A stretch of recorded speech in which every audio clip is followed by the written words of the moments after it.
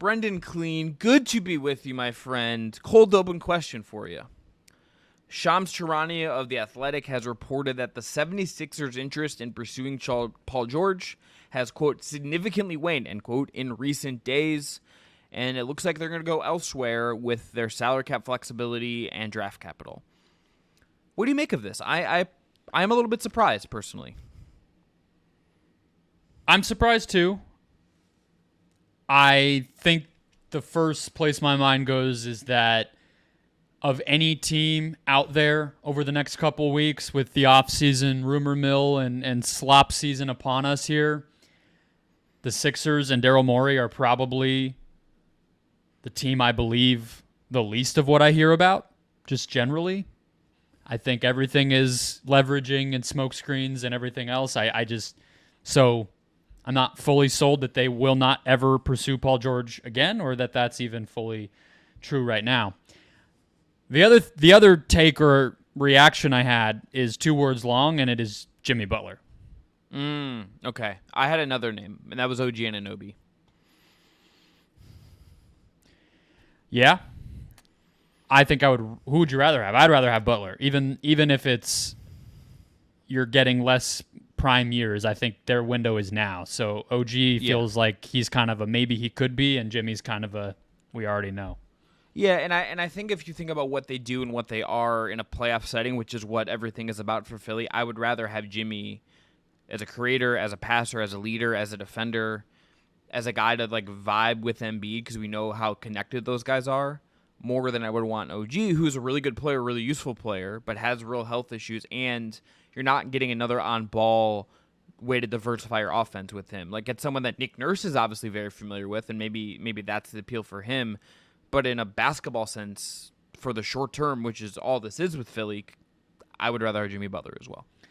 It also sounds like the price might not be different, because if OG is available, it's because he's leaving the Knicks situation for more money, which, given what we've already heard the Knicks are willing to offer him, somewhere in the neighborhood of like $40 million, and he wants more, and Jimmy's only going to get 50 or so, like, you're starting to not have the value of Anunoby financially matter much either. And they have the cap space where it shouldn't matter. Obviously, they'd have to give assets up for Butler because they're trading for him and giving him an extension. But, you know, again, I think Shams said draft capital, which is part of why I perked up in that way. But, yeah, the Sixers are going to be in the middle of everything. And until they make a move, I'm not going to guess anything they're doing. Very similar to the team we're about to hit on, which is the Thunder. Another team that until they make a move and do something, I kind of don't listen to the noise because they move in silence and everything else feels like leverage. Yeah, I also, my gut fear with Philly is that this just ends with like the only option available to them ends up being like a Brandon Ingram trade, and that would just not really do it for me for them. Yeah, there was reports that they had interest in him, I think, from Matt Moore, and some of the Sixers reporters seem to deny that. Again, you know, it's all kind of made up. I think they do need, I mean, look, like Ingram and DeRozan, which is another name that's out there just because he's a free agent or could be in the Sixers have space. Like, I don't hate those options because I think you're right that the Sixers need to put less on Embiid to create and win some of those non-Embiid minutes at a higher rate, especially in the regular season and everything else. But if you're talking about the biggest of big swings, your best players need to fit together. So I think that's why George was so intriguing and why Butler makes a lot of sense. Yeah, Jimmy and just the Jimmy-Joel connection that we know is there. Just I think maybe you're right to shout that out. That is like a magnets pulling them back together. Why do you feel like Joel did what he did with Paul George then? This? It's a great question. Maybe something changed. Maybe like the Clippers, maybe this is like cover for Philly because the Clippers are actually upping their offer. This is smokescreen. This is what is actually true. We have no idea what is actually true season right now, right? I think what you said sounds the most correct, which is that maybe what this little leak actually tells us is that the Clippers' willingness to pay Paul George is coming closer to happening. And that's why the Sixers just don't even have a reason to pursue it because it's just not an option really anymore. But then the way it gets back to Shams and gets out there publicly is the Sixers aren't going after PG, but maybe this is really more of a Clippers report than it is anything else. I love dot connecting season. Literally, it's like honestly the funnest time of year to figure any of this out, and then we're still surprised ultimately when stuff happens. And then the first tweet on July 1st will just be Paul George has signed a max contract with the Philadelphia 76ers, and we just look like all idiots. That are Isaiah Hart. Someone's going to give Isaiah Hartenstein like $30 million. I'm going to be like, hell yeah, brother, good for you. Like, it's going to be one of those kind of things. Well, that could very well happen, but it would have nothing to do with this. So that's kind of where I was. I'm just saying that's true. All right, on today's show, speaking of things that surprised us, the Thunder traded for Alex Caruso and didn't have to give up any picks. And not surprisingly, the Lakers hired JJ Redick. We're going to preview the Rockets offseason, a lot to go on there, and we've got more NBA draft preview content that is coming up today on the Just Basketball Show.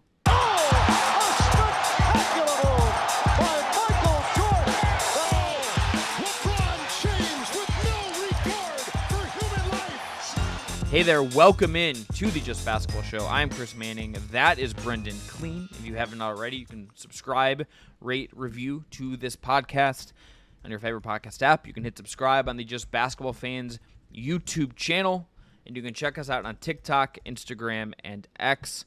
We are here 3 times a week. It's me, it's Brendon, it is our guy, Wes Goldberg. All that to you 3 times a week, all over the social platforms, creating basketball content for you. And support for today's episode of the Just Basketball Show comes from BetMGM. If you haven't signed up for BetMGM yet, use bonus code JustBasketball, and you'll get up to $1,500 in a first bet offer on your first wager with BetMGM. Here is how it works. Step 1, you download the BetMGM Sportsbook app on iOS or Android and sign up code using JustBasketball. Step 2, deposit at least $10 and place your first wager on any game. And step 3, you receive up to $1,500 back in bonus bets.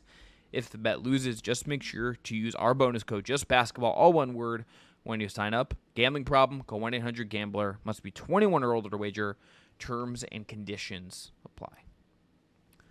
Brendon, let's start with the trade. We got a trade. If Wes was here, we'd be hitting some sound effects. But we got a Josh Giddey, Alex Caruso swap. And I want to start with the Bulls side of this first. Because Arturas Karnisovas and that front office, someone in there must be in the top 3% of Josh Giddey fans in the world to have traded Alex Caruso, who reportedly they wanted multiple firsts for at the deadline this year, or picks, young players and picks, to trade him straight up for Josh Giddey, who's about to get paid, struggled in the playoffs, frankly, just not very good right now. A lot of limitations as a player. To trade Caruso for him straight up must mean you're much higher on him in the consensus, which is fine. But to me, I do not get this traded from the Bulls from a value perspective. From a value standpoint, it doesn't make any sense at all. It kind of makes me wonder if, we've seen this now with Memphis and Dorian Finney-Smith, and I guess the opposite end with the Raptors trading for Jakob Poeltl. I think we're kind of starting to move out of the everybody's trading first round picks all over the place era of, the Rudy Gobert trade, the Kevin Durant trade, all the different Sixers trades along the way. And I wonder if teams are going to be left a little bit in the cold if they did not pull the trigger on that stuff. And the Bulls feel like an example, right? Where we think they could have had multiple first-round picks for Caruso all along. And I don't know if they're just huge fans of Giddey, or what I think is more properly true is the Bulls just don't want to be bad. The Bulls just can't, getting valuable first-round picks. Let's say they get the 14th pick one year and the 23rd pick a different year, and that's their return for Caruso. I think that they see a player, if they believe in Giddey, who's older and more developed and more established, I think that just matters more to them. I think that's just what they value. So I guess we'll see if they're right.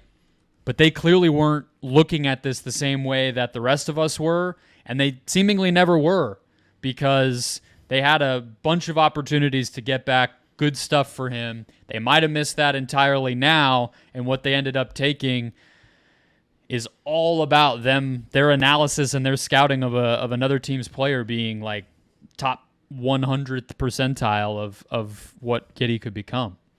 And this roster is not without real questions, right? I mean, you have the Zach LaVine thing, and I mean, I read a report from Casey Johnson, who's covered the Bulls for a long time, that they've put out like 15 different trade offers out there trying to find a way to move on from LaVine. DeRozan's a free agent. I mean, Lonzo Ball's still on the books, obviously. Like, you have DeSuma, you have Patrick Williams is a RFA, you have Vooch still under contract for lots of money for a couple more years. Like, this roster is still, like, your point about them wanting not to be bad, I get that, but it's also, this is a roster, like, in flux, and kind of inherently with money kind of tying it down at certain ends as well. Like, it's in a weird place that Giddey is going to add to that. You don't trade for Giddey and then don't extend him in some way. You could run it out for a year, but it would be weird if they don't end up, like, paying him in some way and betting on developing him in some way and saying, hey, he's 21, new environment, we can give him more opportunity to do what he does because there's no Shea, no J-Dub, right? Like, that's the story they're going to sell, but this is a roster that, like, to me feels there has to be more to come here. If this is the way they're going to go. Yeah, well, it's June 20th, so of course there's going to be more to come, right? They have a draft pick to make, and they can. Yeah, but it feels to me like if they're pushing LaVine, it feels like there's maybe some version of this, Brendon, that is, hey, we're not going to be like Blazers bad or Jazz bad or whatever, but we're going to be okay kind of maybe taking a slight step here, maybe parallel, maybe like a half step back and trying to reset things a little bit. That's to me what this maybe signals in conjunction with the LaVine stuff. For sure. Yeah. I mean, they weren't even good this year, right? So, like, when I say they don't want to be bad, I guess it's not like they want to keep winning 50 games. Of course, everyone should want to do that, but they're not willing to bite the bullet to be awful is maybe the better way to put it, right? And I think what this roster needs, truly, is a year or two of awful. You know what I mean? And I look at, mentioned DeRozan's a free agent. I believe that they'll shop Zach LaVine. We'll see what Lonzo Ball can be. They'll take a player. They're being linked to Devin Carter as of now. You never know what's going to happen. If they don't sign Patrick Williams back, I think just fire everybody. Like, that's just, you can't just say goodbye to a player that's that good that you spent a top 5 pick on. So, we'll see. We'll see what they do. We'll see what they get back for LaVine. Maybe they do re-sign DeRozan. He seems to like it there. They've kept him this long. They have Vucevic, who's not great, not even maybe good, but again, like, it's hard to imagine. It's not playing a 19-year-old at center, right? He's probably not the worst center in the NBA, so you're not allowing yourself to really, really, truly bottom out. But setting that aside even and just maybe looking at the fit, Chris, like, I saw this put out there multiple different places after the trade happened, and it was exactly my reaction. If Giddey couldn't work on, maybe Billy Donovan's a good coach, and that helps, and just a reset and getting to be the guy a little more than he was. There's all that off-the-court stuff that does matter. But he was in a situation where they had about the best drive and kick, spaced-out offense that you could construct in the NBA. Why would he work better here? Yeah, it's a great question. What is possibly the case for why he would develop better here than maybe the best development organization in the league and a system that catered to what he's supposed to be good at really, really well already? Let me ask this even more bluntly, and there's a name I didn't mention with the Bulls roster that I should have, and that's Kobe White. Are you taking away touches and like offensive responsibility from Kobe White on the trajectory he feels like he is on to then empower Josh Giddey? That feels like a mistake. That feels like wrong. I wouldn't be worried about that, right? I mean, I personally like Kobe White can shoot. So if I'm worried about there's still only so many, like Kobe White I think can still eat, right? I don't know. To me, I hope they wouldn't be dumb enough after a guy had a breakout season where he was looking like a future all-star to do that. I guess I just look at who even are their wings besides Patrick Williams? Like who they don't even have any threes on this roster. They literally don't have anybody who is the size of a 3. None of them can shoot, who they do have.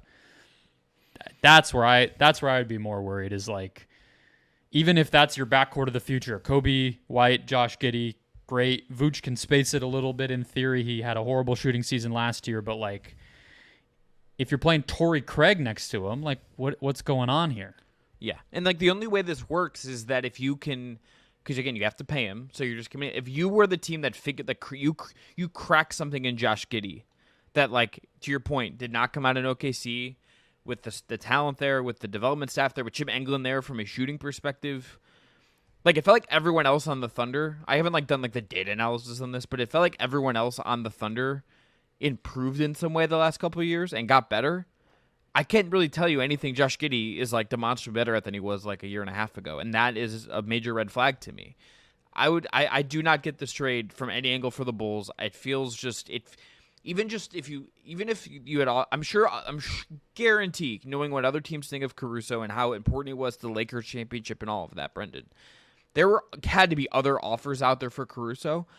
I would have, if it was bad salary and like lottery ticket draft picks, like a bad first and some seconds, I would take that over this in a heartbeat. And it's not even a question to me. I want the picks at this point with what Giddey is.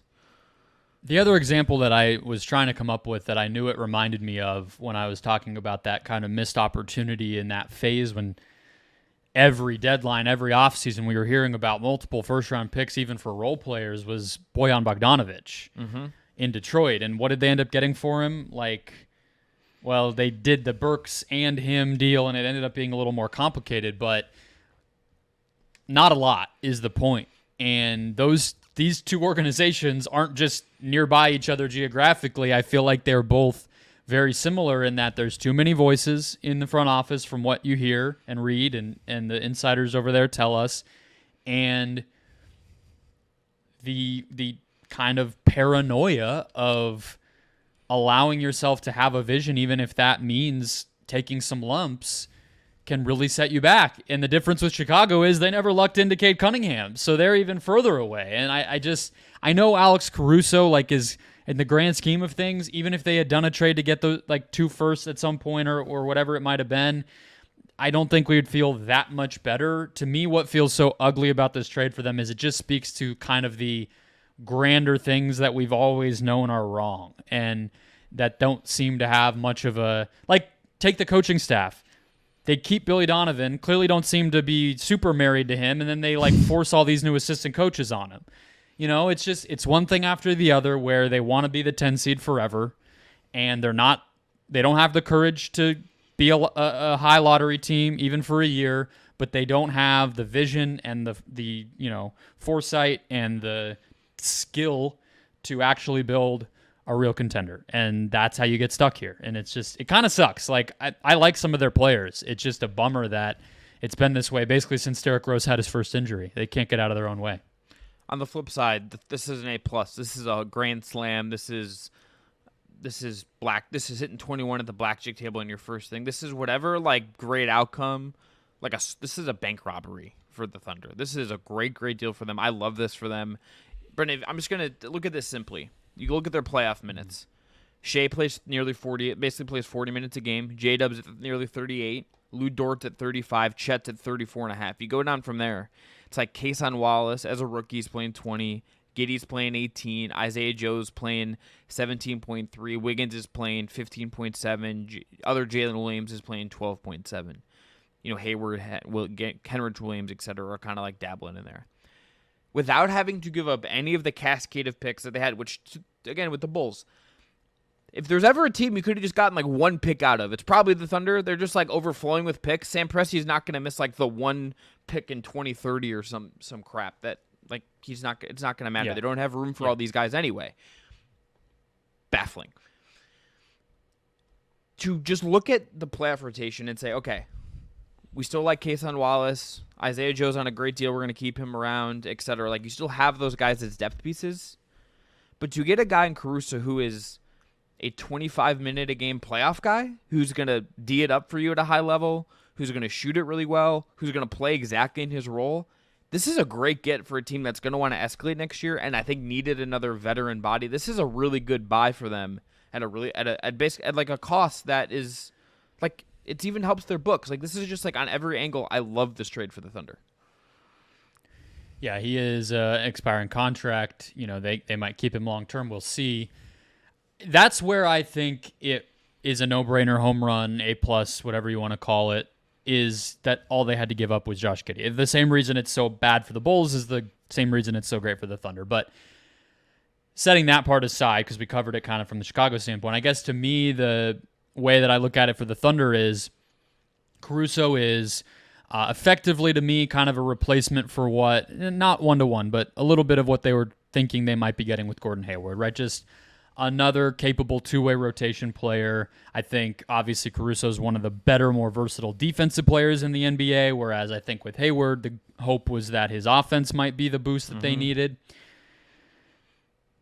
And so that's great. They'll be better. And if you take away the Giddey minutes as well and just have Caruso basically fill in both of those slots, okay, awesome. You're taking away another negative and adding that huge positive in the form of Caruso. He fits how they want to play. They seem clearly determined to just have as many clones of the same types of guys as they possibly can. I mean, Caruso and Kassan Wallace are like the same player, effectively. One's just a little older, proving it a little more. So, there they go. Like Aaron Wiggins and Jalen Williams are identical players, and Jalen Williams and Shea are kind of the same player in a lot of ways. It's just on down the line. So you mentioned that he's a good shooter. He's a better shooter than Giddey for sure.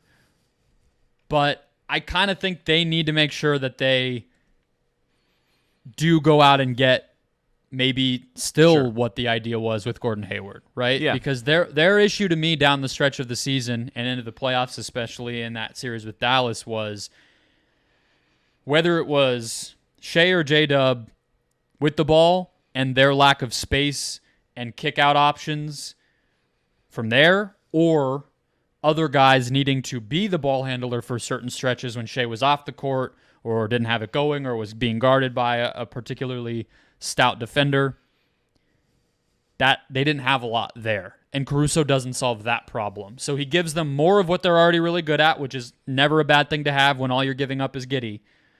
But I wouldn't say this trade makes me feel like they're now ahead of Dallas. Yeah, I'm not there. Yeah, I'm not there either. I'm with you on that. I still think there is work to do, but if this is like the first move they're going to make in the summer, like this makes them better on its face, no question. I think they will just like function better.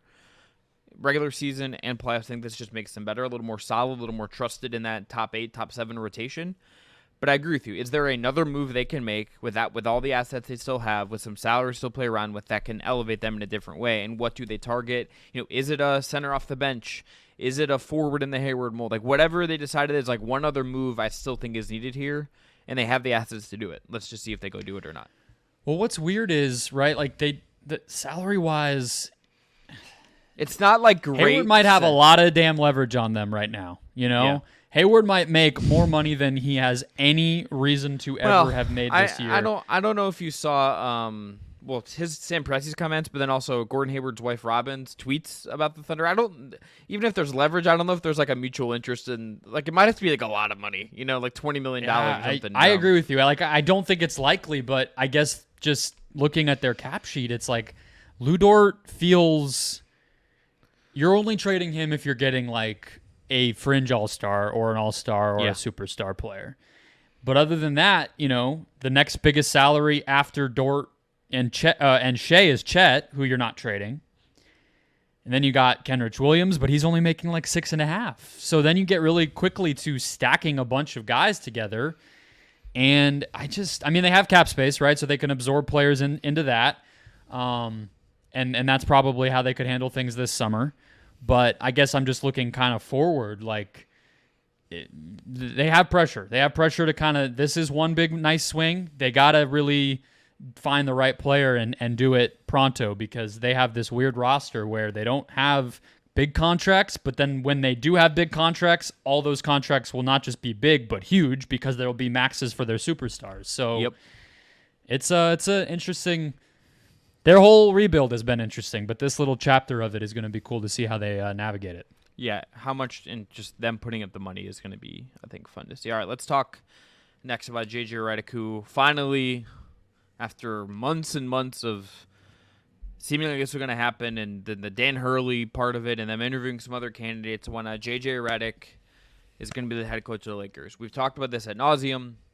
We don't need to dive into this super deep because we've talked about it a lot. And with him, I think just like with a lot of head coaching hires, whether it's going to be whoever Cleveland hires, whoever Detroit hires, etc., we need to see like what the first 20 games look like and get a feel for how they're actually going to coach and how this all works before we can kind of have a good saying. But Brendon, I just want to ask you this. Danny Chow with The Ringer wrote a blog that I really liked about, titled, "Who is this riskier for, JJ Redick or the Lakers?" So I want to ask you that question.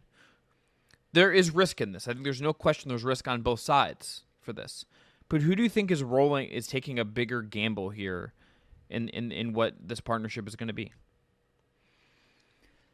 Well, let's just start by saying, right, that even if we can look at the Lakers' track record, and that would lead us to ask a question like that, any NBA head coaching job, you're up against it. Like, you are really feeling pressure. The turnover is constant. You know, Wes Unseld Jr. just got a job in Washington. We all thought he was a really high-profile, up-and-coming coaching candidate. Son of a legend of the franchise. Michael Malone's talking him up. He's gone in a year and a half. So it's not just L.A. That said, of course, Darvin Ham can tell you, Frank Vogel can tell you, Mike Brown can tell you twice that this is not easy, right? So I think that the situation to me is JJ is taking the bigger risk because of their history. But it kind of goes into, frankly, like the side of it that was most interesting to me too, because I found this X thread from Fran Fraschilla of ESPN, Chris, where he said he had 8 tips for JJ to or any kind of first-time head coach to succeed. And it was basic stuff. I'm not going to go through all of them. It was like coach your summer league team and take advantage of that opportunity. Like bring former NBA head coaches onto your staff. Which it sounds like the Lakers are apparently trying to assemble like the Avengers of assistant coaches. This is what like all the reporting on this is. They want like I feel the opposite. Did you see Scott Brooks's name come up here? Well, when I say Avengers, I meant like really experienced guys. Not like they're getting like everyone, but like it seems like they want to hire like very veteran, proven voices who like. I think there was like Sam. They wanted to go after Sam Cassell at one point, and like to me they would have made sense to go get a Van Gundy. Like that would have been like a great team to hire. Yeah, Van Gundy. I think Cassell, Brooks, and Stotts are kind of the more experienced guys. But from what I saw, like Jared Dudley's on that list, Rajon Rondo's on that list. Those guys are not experienced, so. I don't know. The Lakers have had a little bit of a bad track record there too, so I think that to me is part of it. But yeah. So look, that was kind. I mean, like, have an assistant put together a video for you on like all the situational stuff and whatever. It was cool. It was like more practical than a lot of the nonsense that people have been making comments about with Redick, given his lack of experience and everything else, but.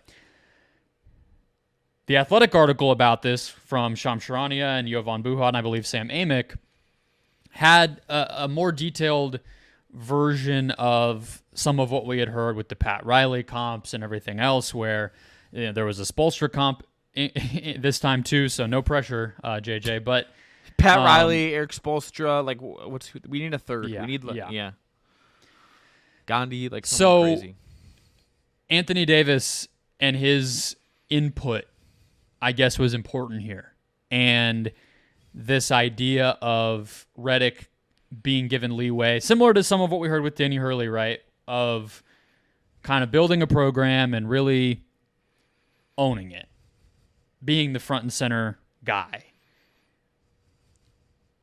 I guess it's just, why would we ever buy that that's going to happen with the Lakers,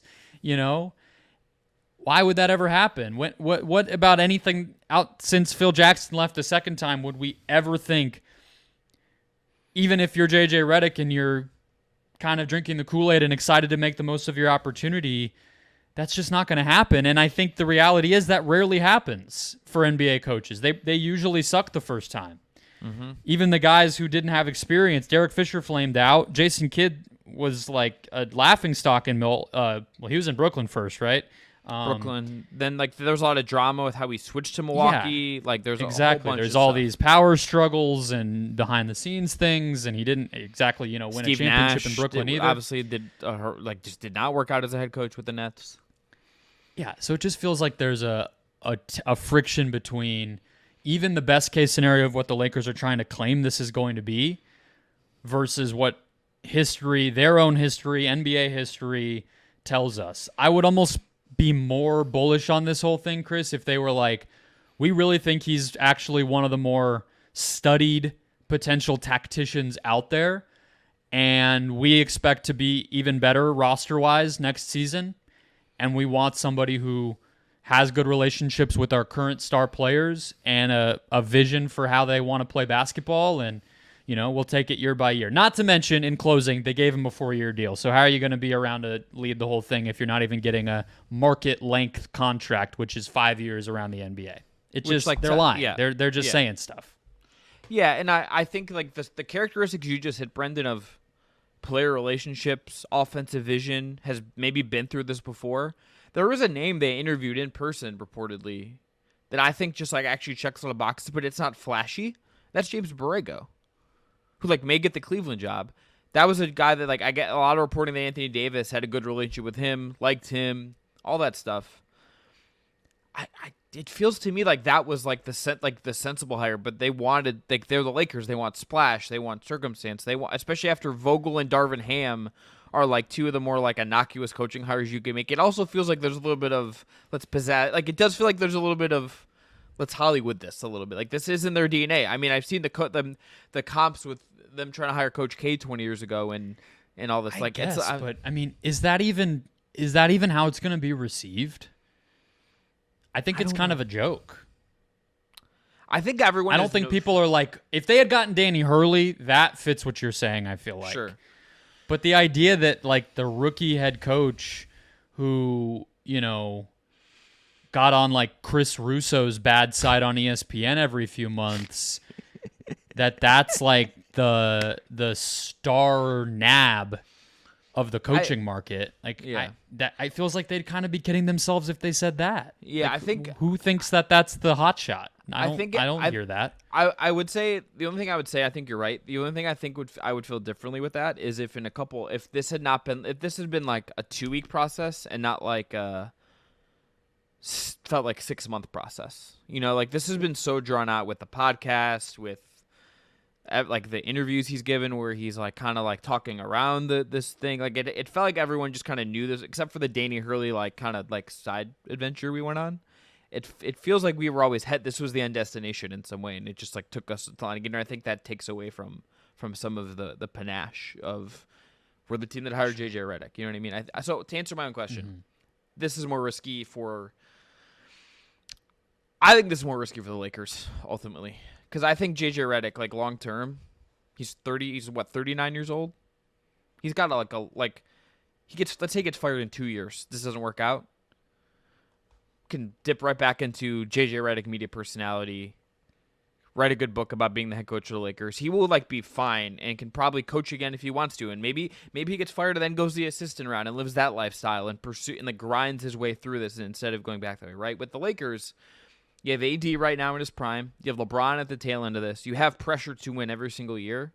You kind of had to nail this. How much a coach moves the needle for any team, short term and long term, is I think it's very rare that a coach really does drive a lot of this. But the Lakers like had to kind of nail this part of their offseason. It's one of the things that they have like the most control over. And this is just like a complete unknown. Like this could just absolutely look like this could look great in 6 months. This could look horrible in 6 months. And anyone who tells you that they know how this is actually going to play out is absolutely kidding themselves. Yeah, I mean, that's really what it comes down to. And we won't know. We don't know. We don't even know what their roster is going to look like. We aren't positive LeBron James is even staying. I think he is, but... Yeah, but we don't know that right now, and it just makes it a little harder to evaluate. And I think we all agree they need a much bigger move to get closer to contention, So he's not exactly set up to just step into what, Joe Mazzulla had, for instance, right? And it's even like the development part of this. There's still this thing. It's like the Lakers wanted to get more out of Max Christie and get more out of Reeves and all these guys on the end of their roster. It's like I hadn't even understood that selling point for Danny Hurley because of who Danny Hurley is at UConn and like what he's done there and the guys he's put in the league and the teams he's created for the Huskies. Like JJ Redick is going to go through this for the first time, and it's not that one coaches the whole thing, but one of the departures from their coaching staff this offseason is Phil Handy, who, if you talk to people around the league, is one of the more respected player development coaches in the league. Worked with LeBron in Cleveland, was big with Kyrie there, was on the Raptors title team, was then with the Lakers. He's like a well-respected player development guy that is like worth his salary. I understand maybe you just want to clean house, reshape things, and maybe there's someone you're going to bring in that can fill that role, but it's like you kind of don't even have like JJ's like player development chops are also like another thing that it's like, what is he actually, has he done this? Like how does this even work? I have no idea how any of this works. He has no job training for this, No, and again, it's like, when have the Lakers ever prioritized player development? It's been a great selling point for them this summer. It's good branding to talk about it this summer. It's been funny, I'll say. I mean, I agree. Like, I'm intrigued by Max Christie. He had a great summer league. Draft guys liked him a couple of years ago. I thought they should have played him more this past season. Whatever they do this year in the draft, if Jalen Hood-Schifino can become anything, fantastic. Every team should worry about that and care about that. But setting aside LeBron James, who I don't think, frankly, with all due respect, he may think Max Christie's a nice young man, doesn't give a shit about if Max Christie gets 20% better this year, right? And also, not Anthony if the Davis Lakers is on not if the Lakers aren't good. If the Lakers aren't good, Max Christie could be breaking out. The Lakers could be 3 games under 500 at the All-Star break, and it doesn't fucking matter how good Max Christie is. Imagine if the Lakers are 3 games under 500. No, and if they're that bad again, then the only reason Max Christie will matter to LeBron James is what team he can go to get an improvement on the roster at the deadline, So, but Anthony Davis is also like 30, and on a huge contract. Nothing about this situation says like start from the basement and work your way up and build the house. This says like, can you be the guy that kind of like has what's the weather vane? Like, can you be the guy that puts the perfect little weather vane on the very top of the whole house that spins the direction of championship? Yeah, puts a new coat of paint on some stuff. Like, it maybe helps your windows become a little more efficient. Like, fine-tunes the home so it can last another 10 years. That's like coach, or 5 years, 3 years, 2 years, whatever it is, 6 months, something. Yeah. I don't get it. They're the Lakers. They're crazy. They're probably not going to compete for a championship this year. So, that's why I said JJ's taking the bigger risk. I think there are theoretically better jobs.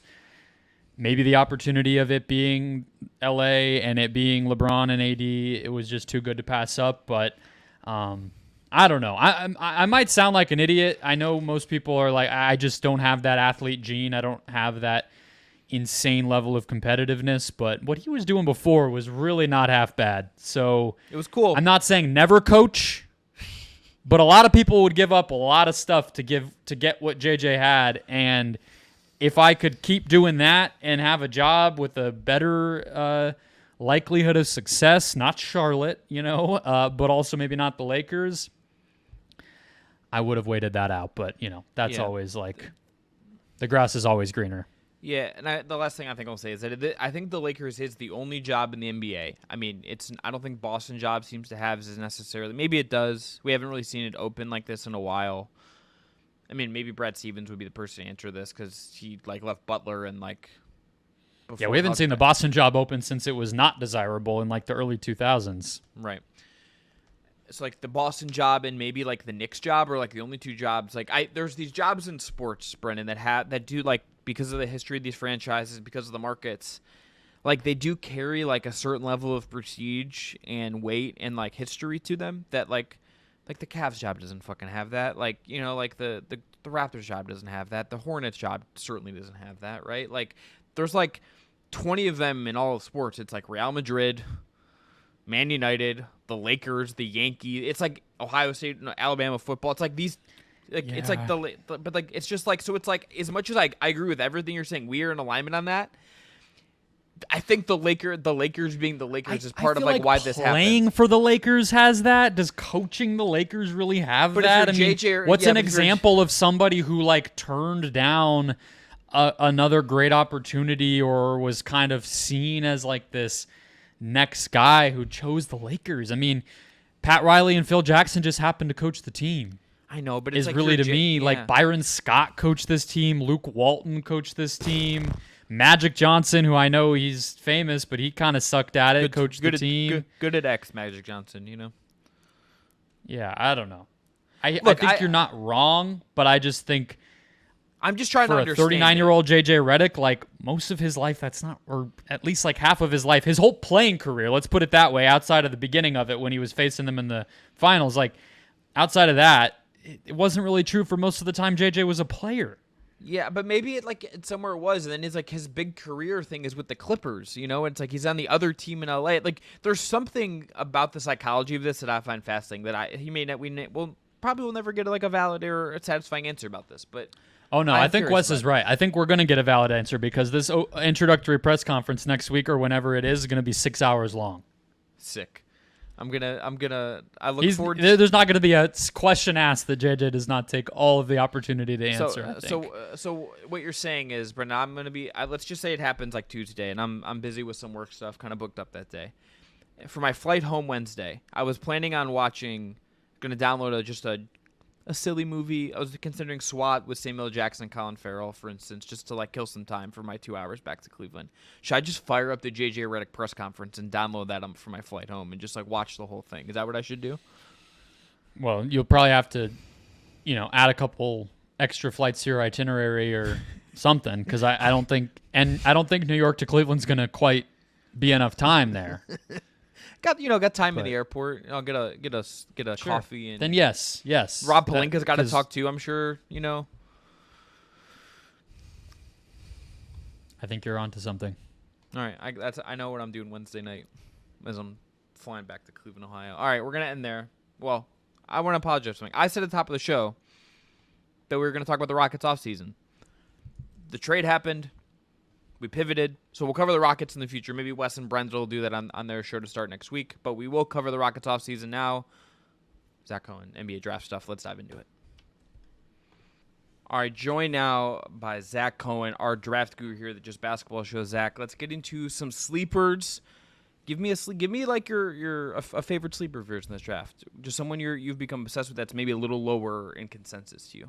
Yeah, I mean, it's almost a little bit late to be calling him a sleeper because he's already kind of rising to this point, but I'm really high on Bub Carrington, who's now looking like he's going to go in the lottery, maybe late lottery at some point, but a young player in this draft, has some good size for an on-ball player, and just a player that can really create offense for himself. Just an unbelievable on-ball, off the dribble shooter. That's the type of archetype that I really like. I think it's something that, a few years ago we were all kind of down on, a guy that creates his own offense, might not fit into a team concept very well, but that's something that is always valuable. If you can create your own offense in this league, you're going to have a role somewhere. I kind of looked at him kind of the same way I looked at Cam Thomas, who is a really polarizing player in this league because he just takes a lot of jump shots, takes a lot of bad shots, but you're making them.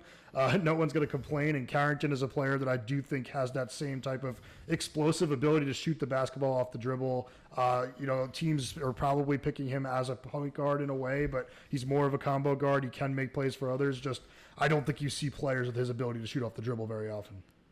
Yeah, you say real quick, he's number 20 right now in the ESPN mock that went up 15 minutes ago, so he's still outside there. But in their reporting, they write, quote, Carrington was not in the group of 21 players receiving an invite to the draft, but he could end up being one of the final 4 or so players to get it out later this week, as he's in the conversation for teams earlier than that pick. This is exactly right. Yeah, what do you see? How far apart do you feel like him and somebody like Rob Dillingham are?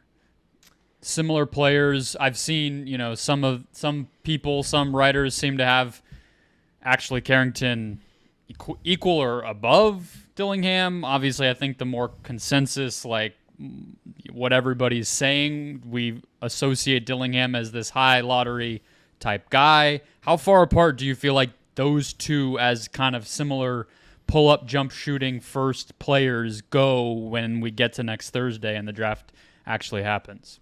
I don't have them too far apart because I think Dillingham is a much better spot-up three-point shooter. Like, that's something that Carrington's kind of missing right now. But at the same time, like, I think that, Bub's ability to create off the bounce is just a little bit better than Dillingham's, especially at his size. I think that Dillingham is a much smaller player. I think that's going to, present some problems for him, especially on the defensive end. Like, I think Carrington is not a guy that is great defensively, but he does have the size where you're not going to be able to pick on him quite as much. So I do think it could come down to fit. Like, I do think Dillingham with San Antonio is probably an ideal situation where apparently his team is pushing to get him to the Spurs. So I understand that a lot. Like, you just want to have Wembanyama behind you defensively. Like, that can, kind of mask all your weaknesses. But I do think it's pretty close between the two of them.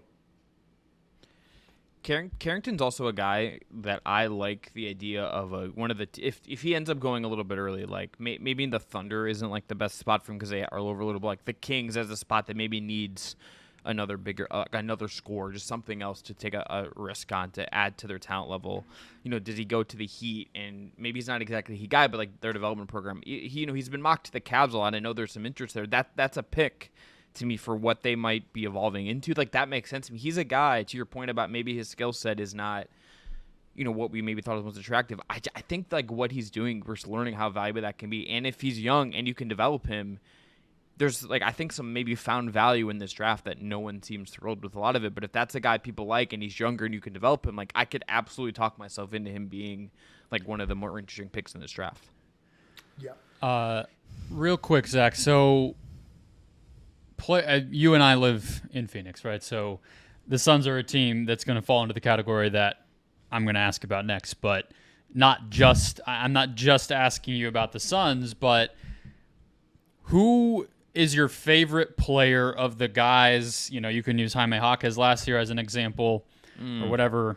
Every year there's that type of guy who is going to go later, but will end up contributing. Maybe a little bit of an older player like Jaquez was, kind of that upperclassman who is going to make an all-rookie team, be, everybody's favorite rookie to talk about, probably not win Rookie of the Year, but be a role player right away. Who comes to mind there?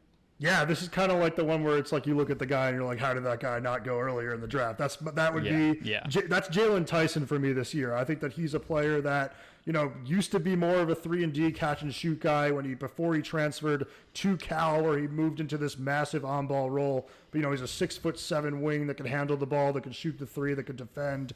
I think he's the player that, like I literally wrote in my notes, is maybe this year's Jaquez, where we're looking at him, we just don't understand how he fell so far. Maybe it's age. I mean, he's not that old, but I do think he's a player that can immediately come in, maybe, potentially be a fit starter, but either way, create some offense off the bench, knock down shots when he's open, and just not hurt you on the defensive end whatsoever, while presenting you with some positional versatility, because he is a guy that, at 6'6", 6'7", should be playing off the ball, but he can very much create offense as the on-ball option.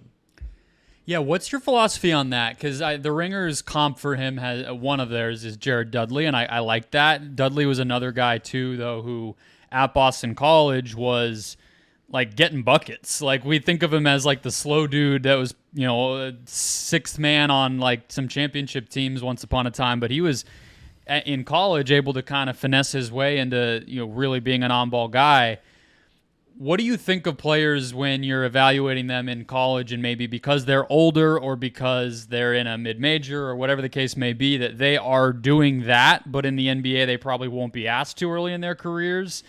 How do you just look at players like that? Do you just think it translates? If they're good, they're good? Or do you feel like there's sometimes where that actually can be a knock that, hey, your role's a little out of whack with what it might be as a pro? I generally do think if you're good, you're good, especially if you see it a few times against high-level competition. I do think in Tyson's case, I'm not too worried about him because we are talking about, a Pac-12 program. Like, he was playing against high-level athletes, some prospects that'll be, taken in this draft. So I'm not too worried about him kind of flashing the creation stuff in the NBA. I don't think it's going to be a situation where a team, rolls the ball out to him. But I think as a secondary, tertiary guy, I do trust him to kind of run, some pick and rolls and create offense as a connective piece. Chris, who do you think's the most? I had one other thing on that. Who do you think's the most desperate team for a player like that right now? When you just think about the teams that might have cap restraints, or roster spot constraints, or they're just old as fuck and they need something there. Like what team do you feel like in the kind of back half of the first round, early part of the second round is like needs to hit on their pick the most? I'm going to give you a couple that come to mind immediately. Okay. Sacramento with 13. That's not the back half of the first or first half of the second. That doesn't count. Okay. All right. We'll go later. The Lakers, I think, are like an obvious one, but that's just like, duh. The Bucks I think, are very high on that list. We know how old that roster is. Brook Lopez is 36.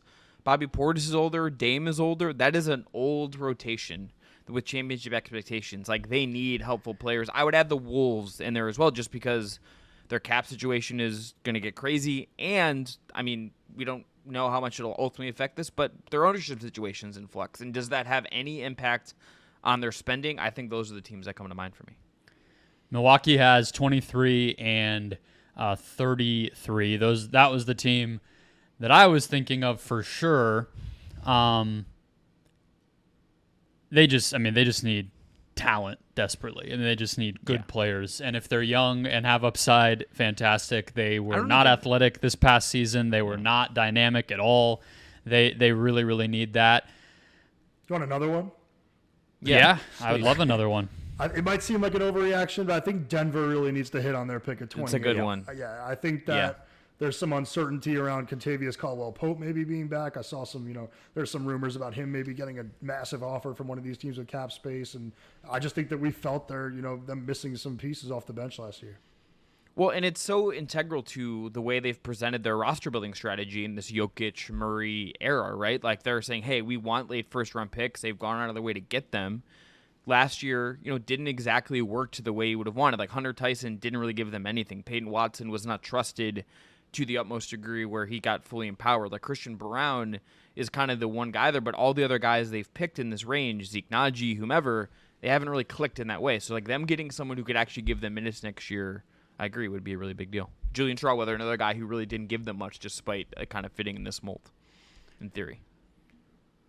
Which of the...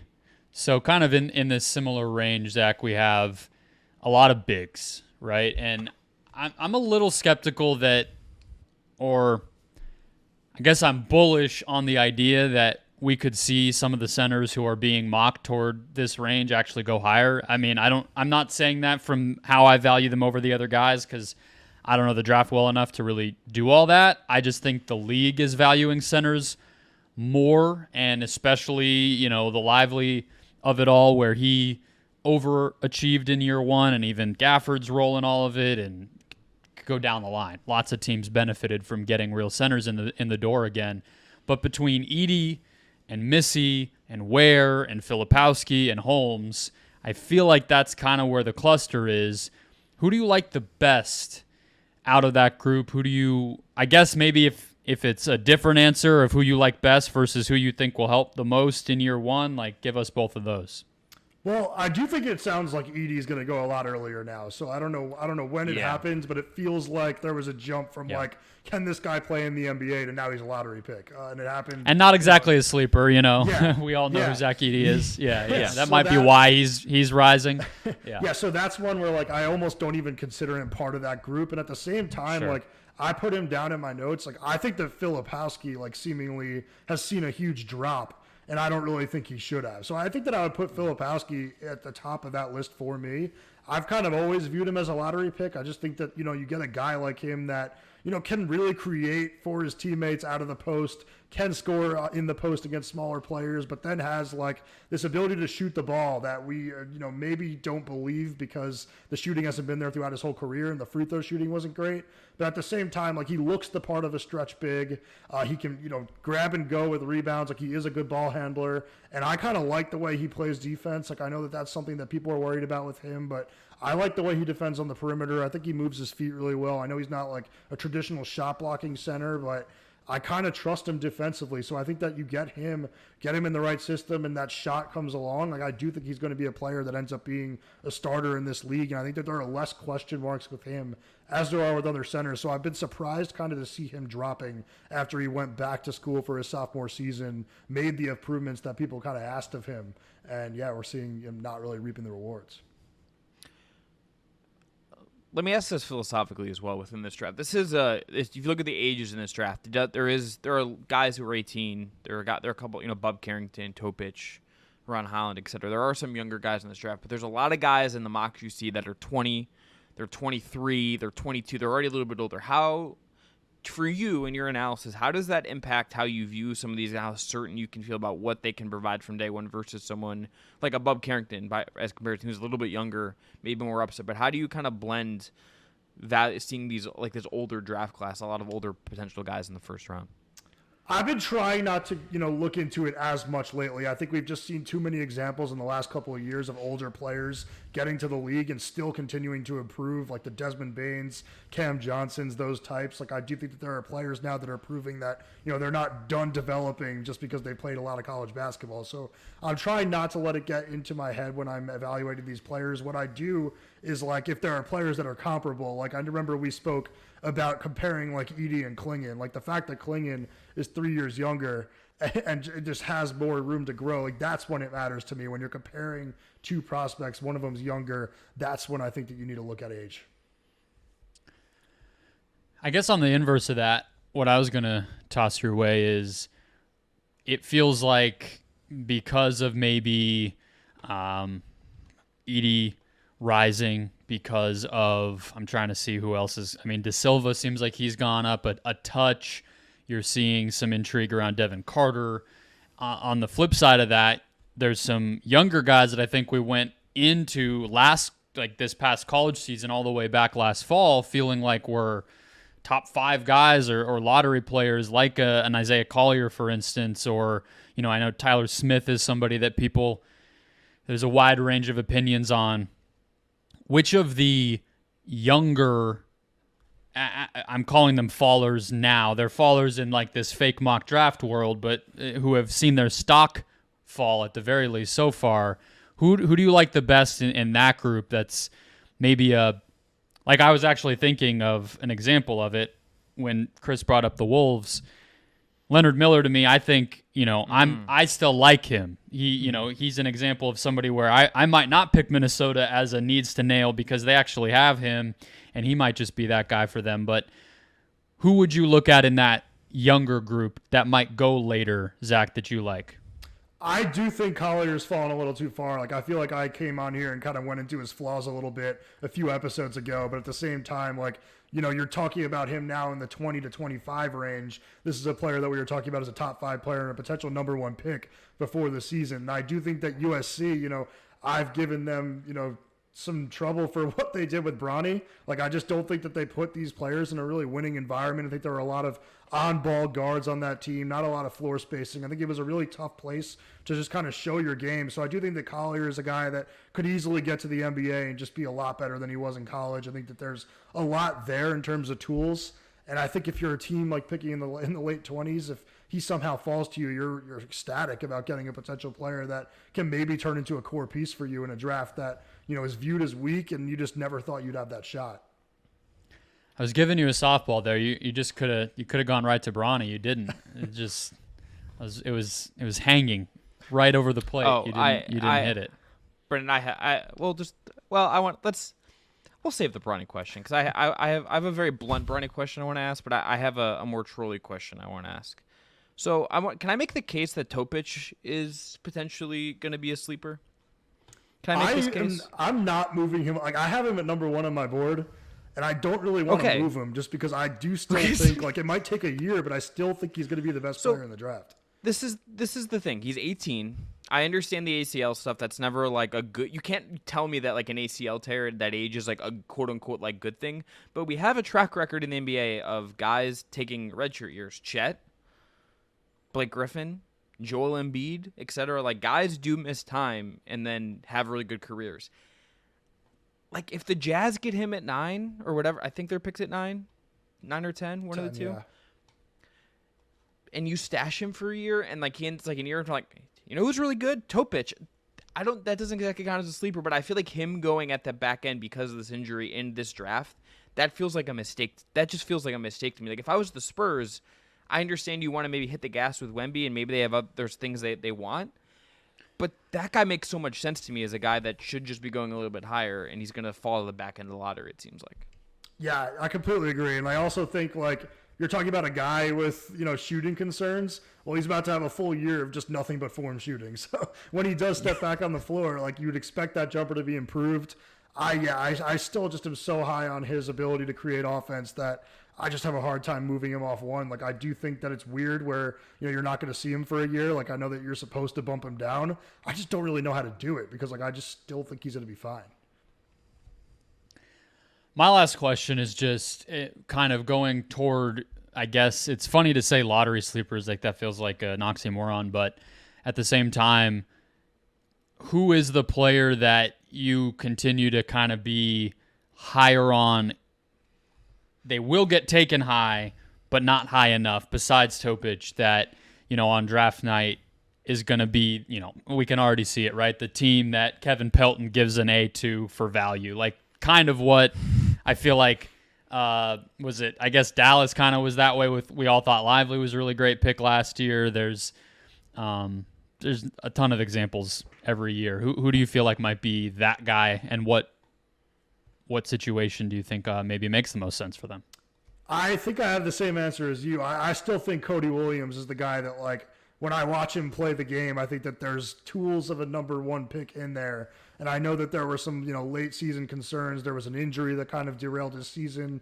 But I just think, like, watching him play, the ability to handle the ball, the ability to shoot the ball. I know it was low volume, but, like, the form looks good to me. I think that he's a guy that could be a good defensive wing. I just don't really see why he's not going top 5, like, definitively in this draft. So I think that we're going to be looking at that in a few years and just kind of wondering the same thing, like with his brother, like, where did it go wrong? Why was he not taken earlier? With his brother, it makes more sense because he was playing at a mid-major. Yeah. Chris, I know you're going to get to your LeBron James Jr. question here. I just wanted to say Cody Williams is mocked to the Grizzlies right now in the ESPN mock, and I love that. I love that for them if that were to happen.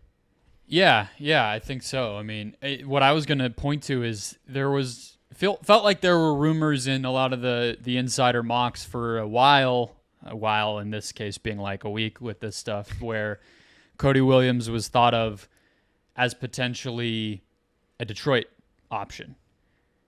And I liked that.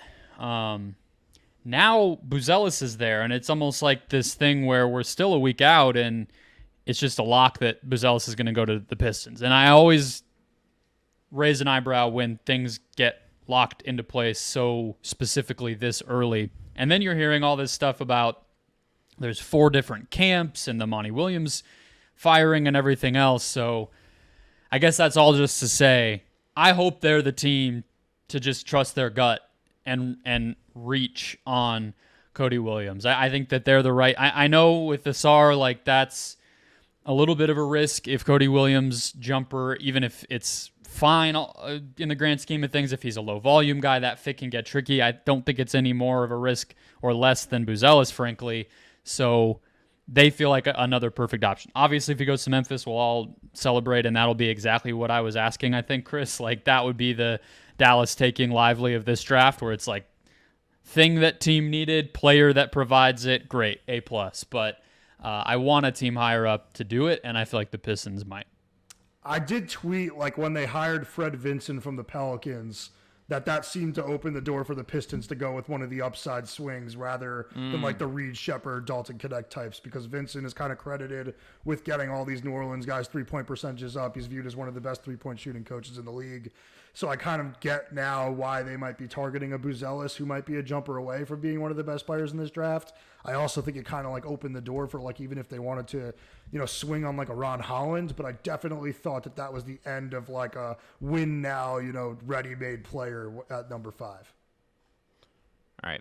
I have 2 last questions. One is about Bronny. You've already tipped my hand, so we'll do that one first.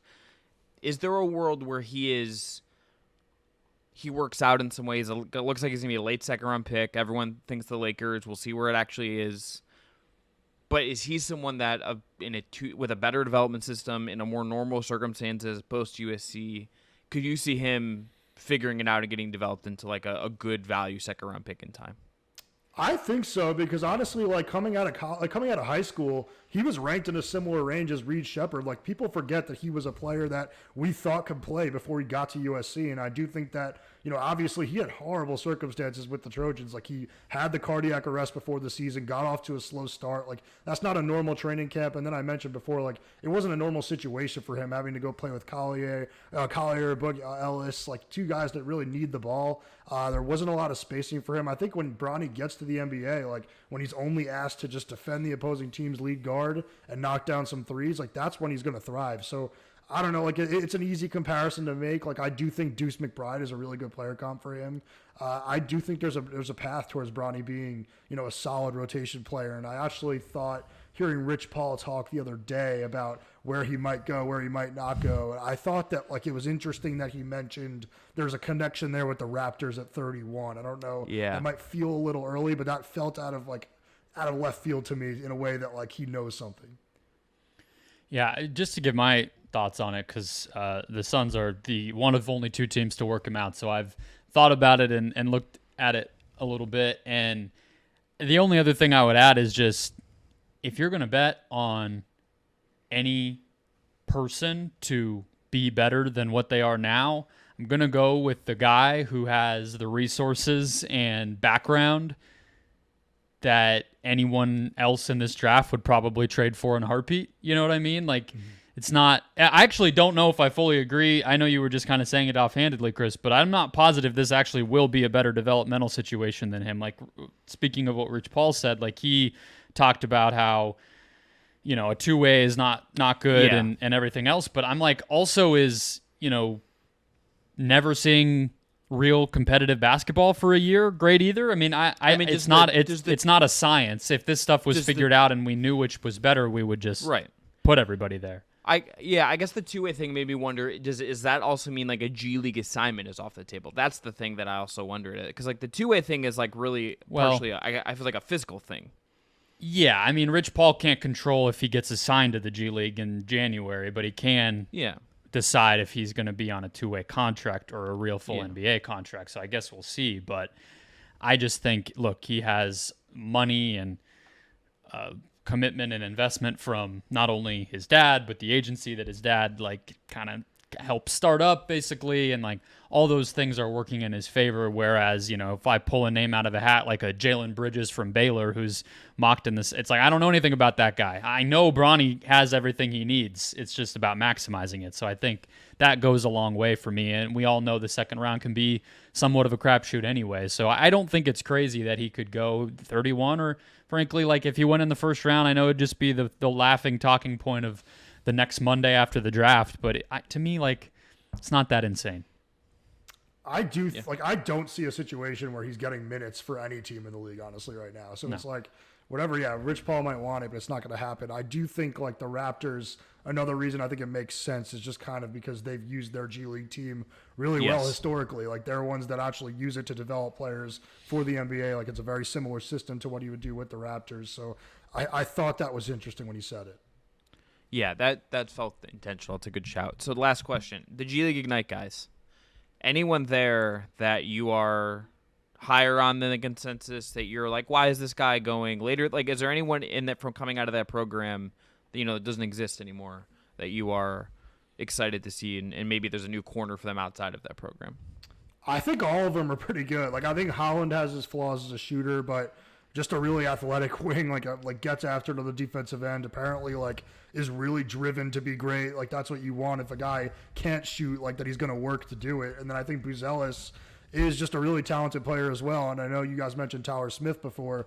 He's another one that like I could see him going a little earlier in the draft than is expected right now. Like we have him kind of considered late first round, but I wouldn't be shocked if he goes, you know, late lottery or just after it, just because like he is such a good shooter at 6'10" that even if he doesn't get any better, like he's already doing something at a high level that is valuable to an NBA team and a playoff team. Like if he can just come in, play some minutes at the four, knock down shots, and just give you length, I just think that there's a really good chance that a team values that more than what we're seeing right now. And he's 19, and if there's like, I mean, he's close to 20, but like 19 as a lottery ticket, like why not? I get it. Their track record, their trajectory in these pre-draft cycles has, I feel like, undervalued them early, maybe landed them more properly valued when they ultimately get picked. And then in their NBA careers, I know I'm painting with broad strokes, not every single guy, but for the most part, they've been better bets than a lot of other players. And I think that honestly, I think speaks to why the program doesn't exist, because they are sort of getting undervalued, I think, relative to their talent. I understand, like, Scoot went third and Jalen Green went second. Like, it's hard to kind of make the case when you put it that way, but you just look at, like Dyson Daniels, Beauchamp, Hardy. I mentioned Leonard Miller. I think the Spurs got good stuff from Sissoko in Summer League and seemed to think he could play. Kuminga, late bloomer, but got there. Almost all of the guys we were hyped about from Ignite have been become NBA caliber players. So I kind of just expect that to mostly continue. The ones who haven't are the ones who were kind of fringe in the first place. And so I don't know. I would feel better about it than I feel like NBA teams have, but it's all hypothetical, and there's way more of them this year, so maybe that'll change. Yeah, none of them went into the program and got worse. I mean, it looks like a disaster because this year's team went 2-32 and wasn't competitive whatsoever. But getting these guys in an NBA training programs, getting them just adjusted to a pro career, clearly helps and does something for them. So yeah, it's viewed as a failed experiment, but it's more just because why would you not go to college if you're making same money or possibly even more? And the team sucked. Yeah. It didn't make any money. I don't think anybody knew it existed in Vegas. So I get it. But from an NBA standpoint, for this last draft where they'll be around, I would actually look at it as a potential, they could be even better than we think, and I might get some value here versus the opposite, which is what it feels like most teams have kind of looked at it as. So, but yeah, that was a good question, Chris. I think there's what, 5 of them. So there's a bunch, and we're gonna look back. I think this is in 5 years. Maybe we'll look back at this, and it'd be cool to track these guys in 5 years. The Scoot, all these guys in this draft class, in particular with the 5, and just where do they all end up, and what's the legacy of that option, and maybe there's a push to bring it back in a different, more economically struck. I don't know what the answer really is, but I could see a world where this comes back in time too. Maybe it's not in Vegas, maybe it's in New York, maybe it's something else, but I could absolutely see a world where in a couple of years there's a push to bring this back if some of these guys do pan out over time. We'll see. All right, that is Zach Cohen, our draft guy. Read him at RealGM, other places. Zach, thank you so much as always for your insight. Thanks, guys. Back next week with more of the Just Basketball Show 3 times a week. You'll get Brendon and Wes to start next week as I will be out of town. But until then, it's been Just Basketball Show. Be well, everyone. Enjoy the WNBA hoops as we get to free agency.